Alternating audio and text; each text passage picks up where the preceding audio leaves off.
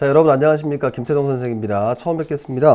고전 산문 기출문제 특강이에요. 고전 산문 기출문제 특강인데, 여러분들 학생들하고 이제 상담하거나 이러보면 가장 어려워하는 게 이제 고전 운문하고 고전 산문을 많이 어려워하더라고요.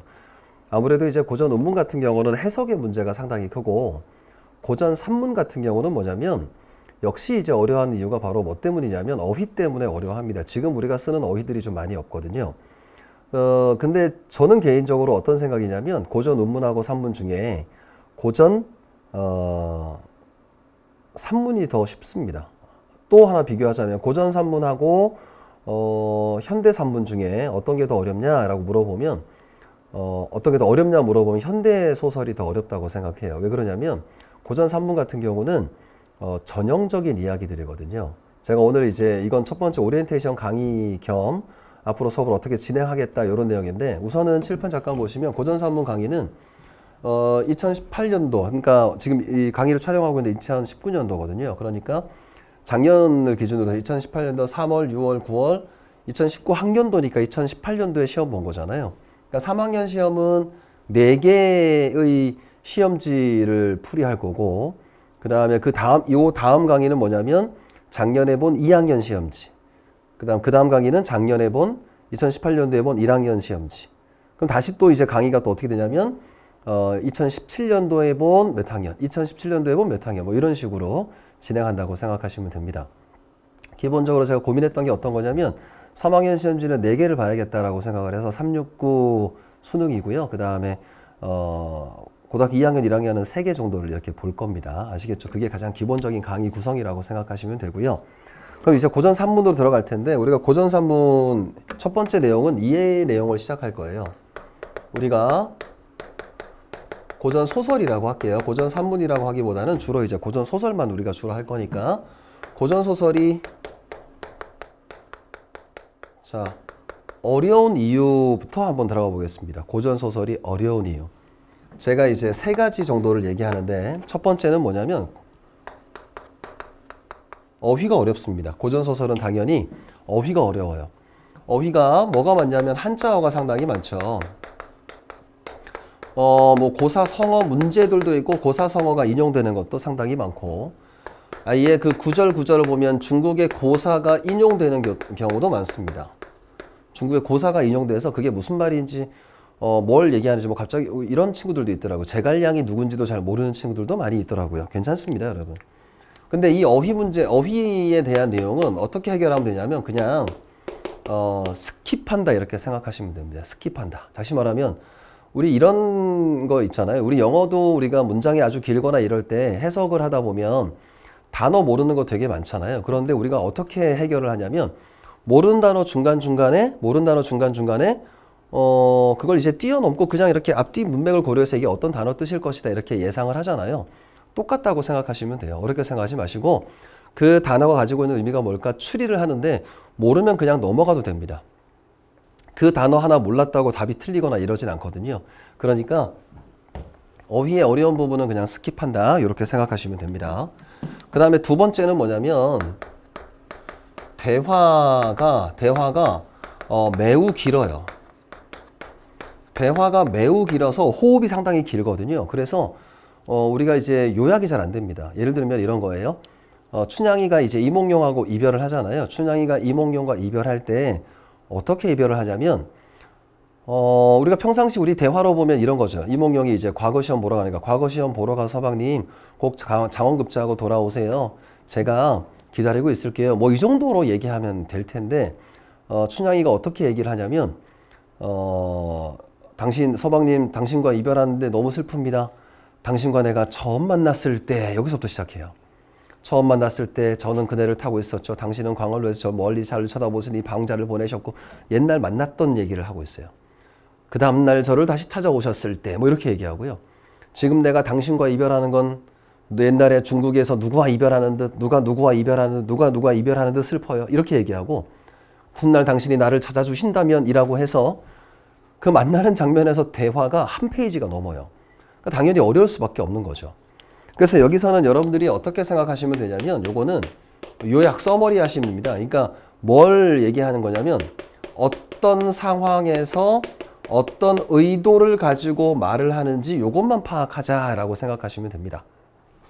세 번째는요. 세 번째는 지칭어라든가 호칭어가 상당히 어려워요. 그러니까 이거는 여러분들 상식적으로 생각해도 조선시대 사람들이 지금 현대소설을 본다거나 아니면 현대 드라마를 보더라도 어려울 수밖에 없어요. 왜? 사장님이란 단어 없었을 거 아니에요? 회장님, CEO 뭐 이런 단어들 없었을 거잖아요. 그죠? 뭐 국무총리 뭐 이런 것도 없었을 것이고. 그러니까 당연히 뭐가 차이가 나냐면 관직명이라든가 이런 것들을 옛날에 우리가 경험해 보지 않았기 때문에 어렵습니다. 그러니까 두 가지를 좀 생각하시는데 우선은 첫 번째는 관직명이 나오잖아요. 여러분 관직명이 나오면 나올 때마다 암기를 좀 해두시면 됩니다. 많진 않아요. 예를 들어서 판서, 뭐 홍판서, 유소사, 유한림, 뭐 유원수, 원수, 뭐 중분 뭐 이런 거, 뭐 대장군 뭐 이런 것들이 있거든요. 심지어 임금을 나타내는 것도 뭐가 있냐면 뭐 임금 나타내는 게 뭐가 있을까요? 폐하, 전하, 또 주상할 때 주상도 있고 상이란 단어도 있습니다. 상께서라고 하면 상도 역시 임금이거든요. 천자, 태자, 심지어 짐, 과인 뭐 이런 것들이 있잖아요. 이게 전부 다 이제 임금이 자기 자신을 나타내는 말이거든요. 그러니까 이런 관직명들에 좀 익숙해져야 돼요. 부마가 뭔지 압니까, 여러분? 부마? 왕의 사위를 부마라고 하죠. 공주와 옹주의 차이점 아시나요? 공주는 그 정실의 부인이고 첩의 후궁의 부인을 옹주라고 얘기하고 이런 것들을 여러분들이 기본적으로 좀 암기해 두시면 좋죠. 관직명을 좀 암기해야 되고 두 번째는 뭐냐면 이런 거예요. 성이 같으면 예를 들어서 유한림, 뭐 유소사 뭐 이렇게 나오잖아요. 그러면 두 가지예요. 첫 번째는 동일 인물일 거다 이렇게 생각하시는 게 좋죠. 그러니까 얘가 예를 들어서 우리 보통 이제 벼슬 하지 않는 사람을 뭐라고 하냐면 생이라는 말을 붙이거든요. 유생, 이생, 박생 이렇게 얘기합니다. 생원 이렇게 얘기하거든요. 근데 얘가 만약에 과거 시험에 합격했어요. 그러면 뭐가 돼? 유장원 이렇게 명칭이 바뀝니다. 벼슬이 올라가죠. 한림학사를 임금께서 내려주셨다. 그러면 그 다음에 나오는 게 유한림 이렇게 되는 거예요.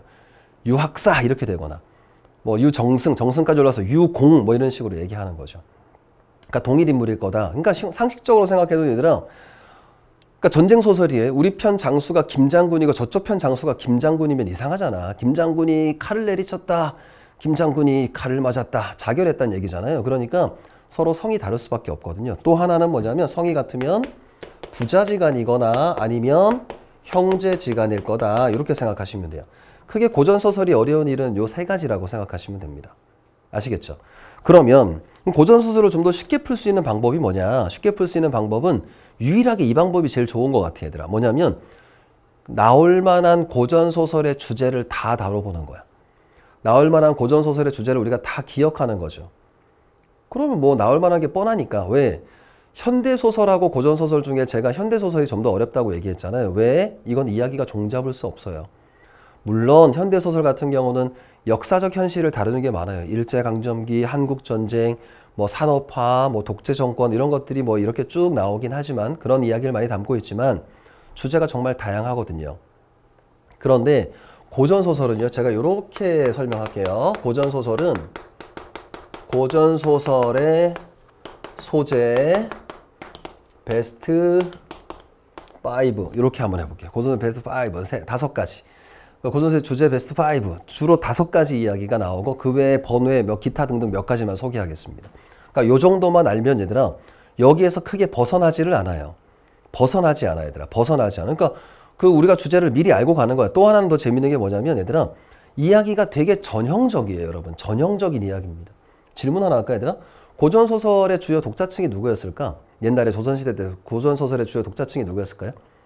네, 서민? 아닙니다. 서민은 조선 후기 때 글을 이제 그때 알고 나서야 드디어 이제 독자층이 됐을 거고, 물론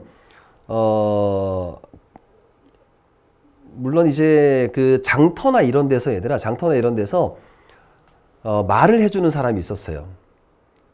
그러니까 말을 해주고 이제 소설을 이렇게 읊어주고 앞에서 공연하는 거죠. 혼자 앉아서 공연하는 것처럼 공연해주고 동전 받아가지고 이렇게 먹고 사는 사람들도 있었습니다.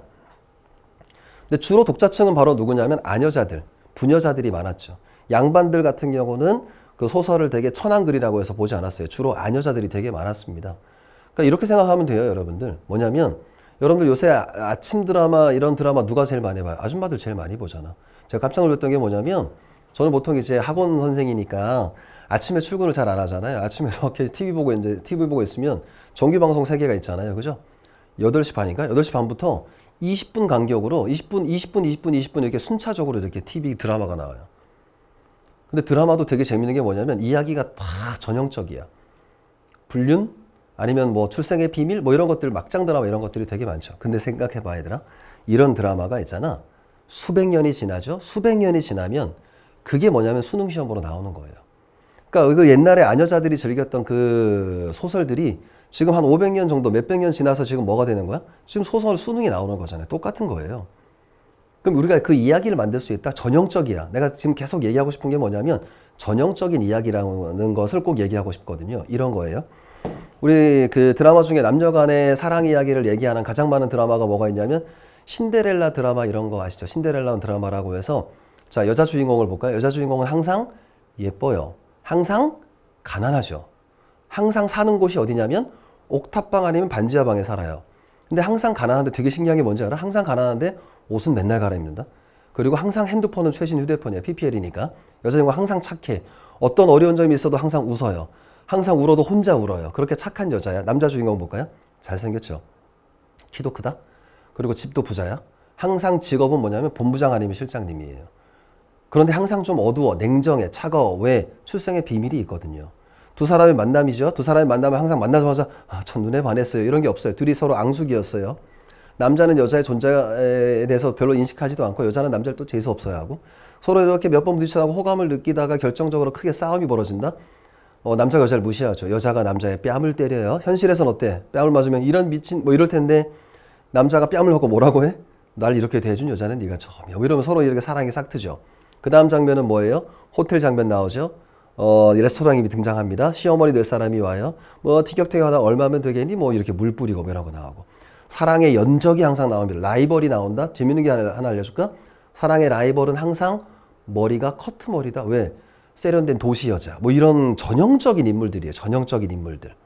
그러니까 연적들, 사랑의 연적들 등장하고 시어머니 등장하고 이런 이야기들이 하나의 정형화된 이야기들이거든요. 이런 것들이 나중에 소설로 나오는 거예요. 자, 그러면 제가 왜 이렇게 구구절절 길게 얘기하냐? 고전소설도 주제가, 소재가 한정돼 있다는 얘기입니다. 가볼까요? 자, 5가지의 주제를 얘기할 텐데 첫 번째는 가장 많이 나오는 이야기가 뭘까요? 가장 많이 나오는 이야기는 사랑과 이별에 관한 이야기입니다. 물론 전체 주제는 권선징악으로 거의 일정하죠. 사랑과 이별입니다. 그러면 사랑과 이별의 이야기를 우리가 쓸 수 있다? 선생님 지금 쓰라고 해도 쓸 수 있을 것 같아요. 자, 볼까? 처음에 만나죠. 얘네들은 만나자마자 뭐 해요? 만나자마자 사랑합니다. 옛날 사람들은요, 만나자마자 사랑하는 게 당연한 겁니다. 뭐 밀당 뭐 이런 거 없어요. 사랑합니다. 그리고 나서 이제 정표를 주고받기도 하고 이러죠. 심지어는 얘들아, 정표를 주고받을 때 백학선전이라는 소설이 있는데 그 백학선전이라는 소설에서는 처음 여자를 만났잖아요. 조은하라는 여자를 만났는데 그래서 남자가 여자한테 뭘 주냐면 백학선이라고 하는 부채를 줘요. 그 부채가 뭐냐면 그 집안에 800년 동안 이어져 내려온 가보입니다. 처음 본 여자한테 주는 거죠. 사랑한다고. 그러니까 이렇게 사랑해요. 그럼 사랑하고 결혼하고 끝나? 재미없잖아. 반드시 뭐가 있어요? 시련이 있죠. 그 시련을 결국 극복하고 사랑하는 이야기입니다. 간단한 이야기입니다. 이생규장전은 시련이 3번 나와요. 처음에 부모 반대하고 그 다음에 전쟁으로 헤어지고 결국 여자가 이제 그 저승으로 가게 되는 시련이 3가지가 나오고 극복하는 이야기. 그럼 여러분 상식적으로 생각했을 때 어느 부분이 소설에서 가장 재밌을까요? 이 부분이 가장 재밌겠죠. 그리고 이 부분이 가장 소설에서 많이 나올 확률이 높아요. 질문할게. 그럼 시련의 내용이 뭘까? 왜 둘이 서로 이제 헤어지게 될까요? 여러 가지 이유가 있겠지만 이렇게 정리할까? 첫 번째는 부모가 반대합니다. 부모가 반대하죠. 뭐 부모 반대하는 이유가 여러 가지가 있겠지만 둘 사이에 신분 차이가 있을 거예요. 그리고 남자가 뭐 자기의 뜻을 이루기 위해서 과거 시험을 보러 가기도 하고 전쟁 때문에 헤어지기도 하고 5번째는 권력자가 청혼합니다. 권력자가 청혼해요. 그런데 그 뭐 여자의 여자의 아버지한테 권력자가 그 딸을 내게 주시오라고 얘기했는데 그 아버지는 항상 강직하죠. 우리 딸은 이미 정을 나눈 곳이 있으니 거절합니다. 그럼 유배가고 뭐 이런 거예요. 그러니까 이런 이야기들이 바로 뭐냐면 시련의 내용이고 이런 이야기들이 거의 대부분을 이루고 있어요. 첫 번째 가장 많이 나오는 거. 두 번째는 뭐냐면 전쟁과 영웅의 이야기입니다. 전쟁과 영웅 이야기는요, 크게 두 가지로 나눌 수 있거든요. 전쟁과 영웅은 첫 번째는 뭐냐면 영웅의 일대기적 구성이에요. 영웅의 일대기적 구성은 가장 대표적인 게 뭐냐면 주몽 신화 있죠. 주몽의 이야기가 가장 그게 정형화돼서 많이 나오는데 주몽은 기이하게 탄생하죠. 기이한 탄생, 어디서 탄생합니까? 알에서 탄생하죠. 그 다음에 어렸을 때 신기한 능력이 있어요. 활을 되게 잘 쐈어요. 시련이 있죠. 대소왕자 그 패거리들에 의해서 쫓겨납니다. 그 다음에 시련을 극복하죠. 조력자가 등장하죠. 그리고 업적을 달성해요. 이런 이야기가 일대기적 구성인데 조웅전, 유충열전 이런 이야기들이 전부 다 전쟁과 영웅의 이야기죠. 일대기적 구성, 시련이 있는 이야기들이에요. 또 하나는 뭐냐면 양난에 대한 복수심이 나타납니다. 양난이라고 하는 건 뭐냐면 임진왜란과 병자호란에 대한 복수심이에요. 임진왜란과 병자호란 때 우리는 처절하게 패배했잖아요. 그런데 사람들의 심리에서는 그 패배감을 가지면서 마음속으로 복수심을 가질 수밖에 없잖아요. 그러니까 거기에 대한 복수심을 표현하는 작품들이 나오죠. 박시전. 그 박씨라는 여성이 청나라를 전부 다 물리치고 도술로 없애는 것도 나오고, 임진록이라고 하는 작품도 있고요. 그 다음 임경업전 이런 작품들을 보면 양난에 대한 복수심을 표현하는 게 바로 전쟁과 영웅의 이야기입니다. 아시겠죠? 자, 세 번째는 그 다음에 많은 빈도수로 나오는 게 바로 뭐냐면 판소리계 소설이에요. 판소리계 소설이라고 하면 가장 대표적인 게 뭐냐면 흥부전, 토끼전, 그 다음에 흥부전, 토끼전, 그 다음에 심청전, 그 다음에 춘향전, 이 네 가지가 가장 대표적인데, 이거는 판소리가 소설로 이렇게 변화되면서 정착되면서 나타나는 겁니다. 그러니까 얘네들은 어떻게 보시냐면 얘네들은 표면적 주제하고 이면적 주제가 달라요. 그걸 전부 다 파악하셔야 돼요. 예를 들어서 춘향전이라고 하는 작품 있잖아요. 겉으로 봤을 때 뭐야? 남자에 대한 지조절개가 바로 표면적 주제잖아. 그런데 이면적인 주제는 뭐냐면 신분 상승에 대한 욕망이 나타나 있는 거고, 자유연애에 대한 욕망이 있어요. 신분을 초월해서 사랑하는 거니까 자유연애에 대한 욕망도 있고, 변학도라고 해서 변사도 있죠. 그러니까 탐관오리에 대한 횡포 비판하는 민중들의 정서가 나타나 있는 거죠. 하나만 더 해볼까? 흥부전입니다. 겉으로 봤을 때는 형제 간의 우애를 강조하는 소설인 것 같지만 실제로는 뭐냐면 그 흥부라고 하는 애가 몰락한 양반층을 상징하기도 해요. 그 다음에 그 놀부 같은 경우가 신흥 상인층을 대표하기도 하죠. 그 안에 들어가 있는 표면적 주제 말고 이면적 주제까지 파악해야 되는 게 판소리계 소설이에요. 수능에 상당히 많이 나왔습니다. 자, 네 번째는 뭐냐면 가정소설이에요. 가정소설. 자, 가정소설이라고 하는 것은 뭐냐면 크게 두 가지가 나타나거든요. 첫 번째는 뭐냐면 처첩 간의 갈등. 사시남정기 가장 대표적이죠. 그 다음에 장자 계승 문제도 있어요. 장자 계승 문제는 뭐냐면 당연히 우리 한국 문화에서는 장자가, 첫째 아들이 모든 걸 이제 이어받아야 되잖아요. 그런데 첫째 아들이 좀 못난 거야. 둘째 아들이 더 잘났죠.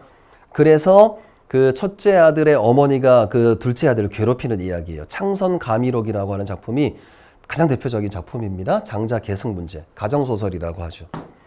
자, 다섯 번째, 베스트 5니까 다섯 번째 이야기는, 저는 마지막 다섯 번째가 좀 애매하거든요. 사실은 좀 빈도수가 좀 비슷해서 그냥 베스트 6 이렇게 하려다가 그냥 다 5 이렇게 했는데, 다섯 번째는 어떤 이야기가 나오냐면, 다섯 번째는 양반사회에 대한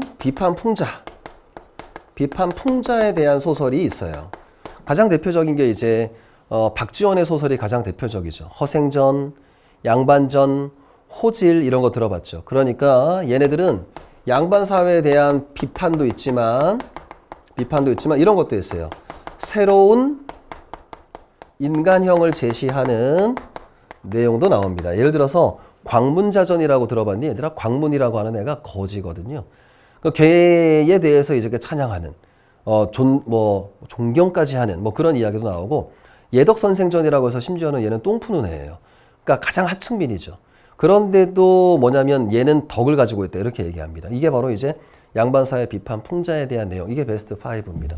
그러면 제가 고민했던 한 가지 내용이 뭐냐 이런 거예요. 뭐냐면 인생무상을 나타내는 작품도 수능시험에 나왔습니다. 인생무상. 대표적인 게 바로 뭘까요? 구운몽이라는 작품이 가장 대표적이죠. 구운몽이라고 해서 성진이라고 하는 애가 하늘에서 이제 불도를 수행하고 있었는데 인간의 욕망 이걸 이제 추구하려고 하다가 스승에 의해서 현실 세계로 내려오게 되고 현실 세계 양소유로 태어나서 양소유에서 부귀영화를 누리거든요. 그런데 지나가 보니까 허무해. 그래서 다시 깨달음을 얻고 다시 잠에서 깨어나는 그런 환몽 구조를 보이고 있는 인생무상을 나타내는 소설들도 나타나 있어요. 그러니까 거의 1번부터 6번까지라고 할까요? 6번? 이 6가지의 이야기에서 크게 벗어나지 않습니다. 그렇게 새로운 내용들이 많이 나타나진 않는다는 거죠. 그러니까 이 6가지 이야기가 고전소설의 소재 베스트 5입니다. 주제는 인생무상이라고, 주제는 권선징악이라고 하는 주제가 가장 대표적으로 나타나는 거죠. 고전소설은 하다 보면 여러분들이 무슨 생각이 드냐면, 첫 번째 줄 이렇게 앞부분 줄거리를 딱 읽다 보면 있잖아. 아, 뒷부분이 이렇게 이어지겠구나. 이것도 우리가 짐작하실 수 있다. 재밌죠? 그러니까 두 번째 이야기가 이렇게 진행되겠구나. 그 다음 이야기가 이렇게 진행되겠구나. 이것도 우리가 짐작할 수 있어요. 그게 바로 고전소설의 또 매력이라면 매력일 텐데 다음 시간부터 이제 본격적으로 고전소설 작품들을 볼 텐데요. 이 이야기가 어떤 내용에 들어가는지 여러분들 미리 한번 풀어보시고 수업 시간에 임했으면 좋겠습니다. 아시겠죠? 자, 여러분 여기까지 하겠습니다. 이제 본격적인 강의는 다음 강의부터 할 테니까요. 오늘 이 강의 반드시 좀 들어주셨으면 좋겠고 그 다음에 수업 시간 잘 들어주셨으면 좋겠습니다. 여기까지 하겠습니다. 여러분 수업 시간에 뵐게요. 수고하셨습니다.